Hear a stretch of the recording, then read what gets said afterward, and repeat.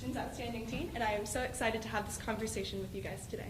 Good morning, Alexa. How are you doing? I'm doing very well. I've had a very relaxing and nice week. I've got to see all my sisters again, so that's really nice. Awesome. Alexa, I realize your platform has a lot to do with homeless people, and volunteering, right? So how do you see that your platform can expand from on a statewide basis or on a national level? So the wonderful thing about my platform is that it's so versatile. The message of it is that volunteering is not just a one-dimensional thing. And what I did with my nonprofit organization is I specifically geared it towards the plight of the homeless in Texas. However, the main message, which is using your time, talent, or treasure to help serve other people, can be used on a national level because everybody can apply something that they have, some type of blessing to help serve others, and that's really what I'm trying to get across. So multiple of you that are competing this week have their own nonprofit. What I want to know is what sets yours apart in your opinion? So I started my nonprofit organization when I was only 13 years old. I had no idea that I wanted to go into pageantry. I actually couldn't have imagined being here today. So I guess the unique thing about my nonprofit is that I started it just out of a pure want to help to serve other people when I was younger. So I think that's really cool, not knowing anything about, having to have a platform when you're younger, but just being inspired by the individuals around me, specifically my family, my parents, who were huge philanthropists, and really wanting to serve other people at such a young age. So with it being, I think it's amazing because homelessness is such a huge epidemic. And I have two questions for you. Number one, why do you think homelessness is such a huge epidemic at this time? Well, there are multiple reasons. Each person is different. Each situation is different, and it is just exploding on such Oh, a yes, sir. level. So I guess one of the main reasons is a lack of education. So my family is are huge advocates for education, and it's really wonderful to see that my family has inspired me to pursue my education so much, and the Miss America organization inspiring other young women to do so as well. But a lack of education can really affect somebody and their future success. So I'd say that that's one of the main reasons. Okay, and then my other thing is because it is a Christian-based thing, and so how do you get someone who is a Muslim, someone who is a Buddhist or atheist, someone who doesn't believe the way that you believe, how do you get them involved in your project so that's inclusive?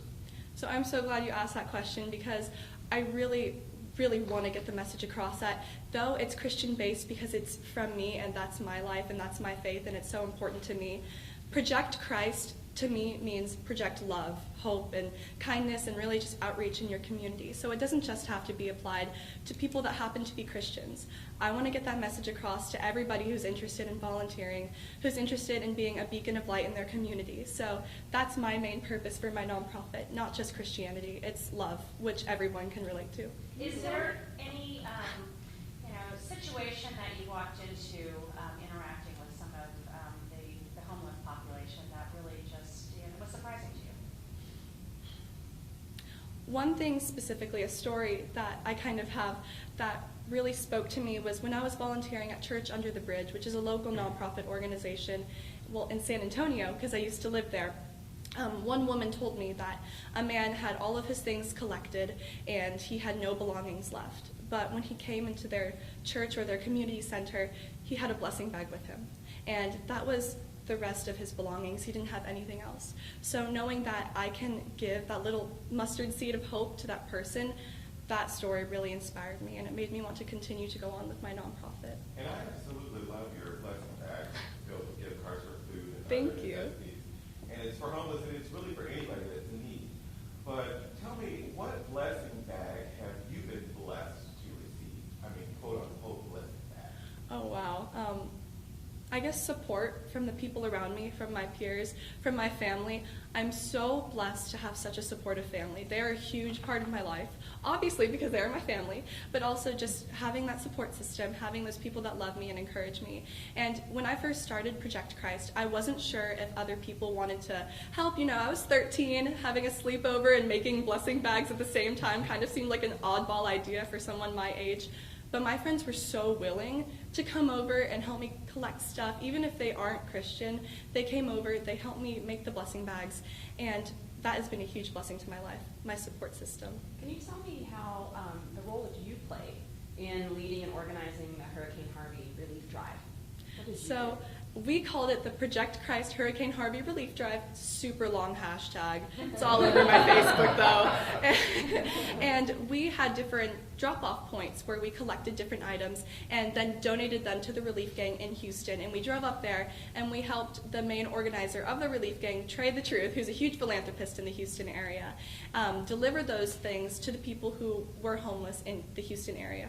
So I played a huge role just because I encouraged people in San Antonio to donate and to have the different drop-off points. And we amounted to about over $10,000 in in-kind donation alone. So that was crazy. That was awesome. Wonderful. Who's your biggest role model outside of your family that you look up to? Oh, wow. Okay, I was about to say my mom, but thank you for that.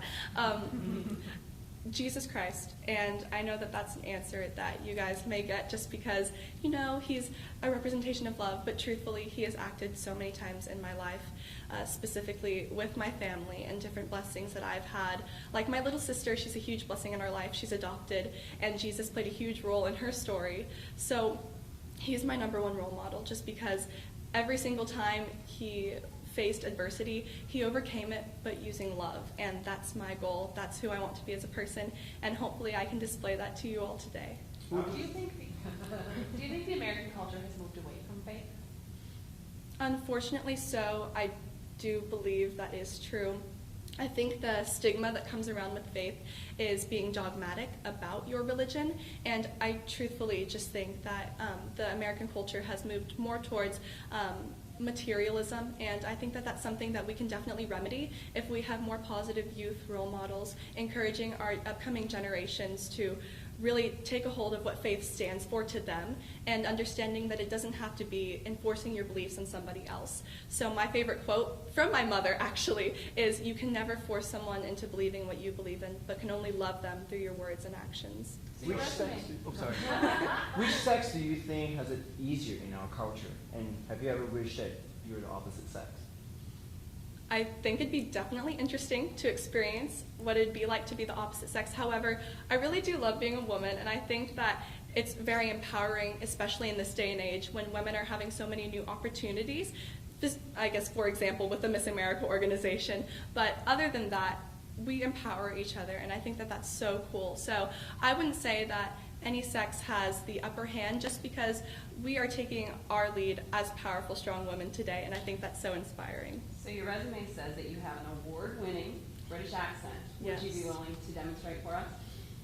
Okay, thank you for asking me this. I was really excited. Is it okay that I'm running for Miss America's Outstanding Teen when I'm from Britain? I do have a question for you. Is that I love the. All right, thank you so much. That was fast. Okay, thank you guys so much. I really appreciate it. I'll see y'all on stage.